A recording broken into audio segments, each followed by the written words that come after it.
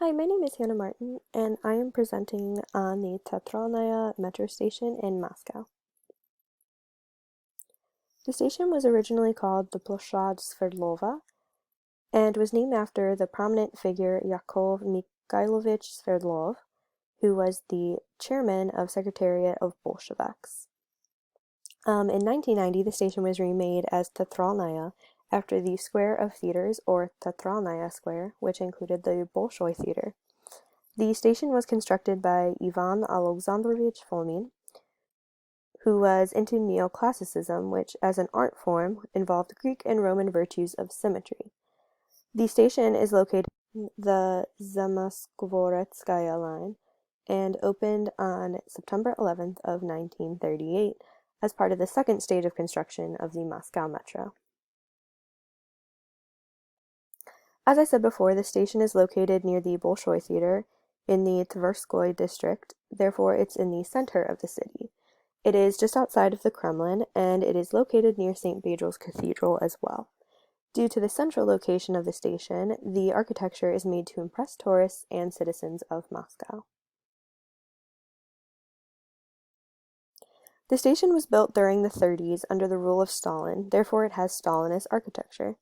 The station was built without an entrance hall, so the north and south ends lead to escalators.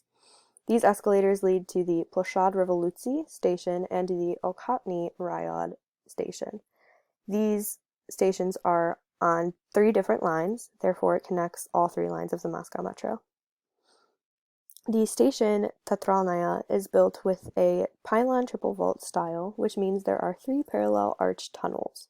The Teatralnaya was built using mostly marble and porcelain that was from the demolished Cathedral of Christ the Savior. This is a picture of the Teatralnaya, specifically the tunnel that leads to the escalators.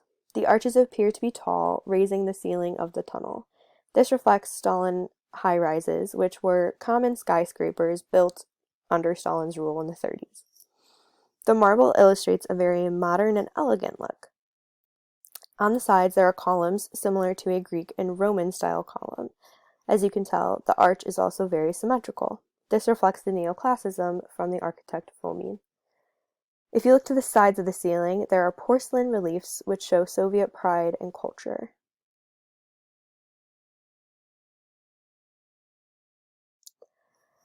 Here is a closer look at the reliefs. Reliefs are basically statues that are molded but remain attached to their background, so they are not separate statues attached to the ceiling, but they are molded from the ceiling's material. The reliefs represented animation of Soviet dance, music, and daily life.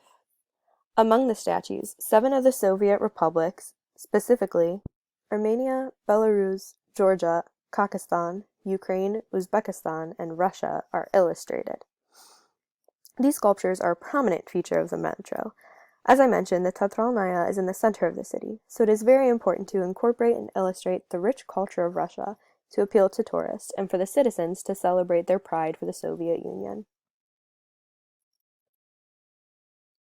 Here's just another photo of a plaque that recognizes the names of the stations, both old and new, the date it was opened, and the names of the architects and sculptor.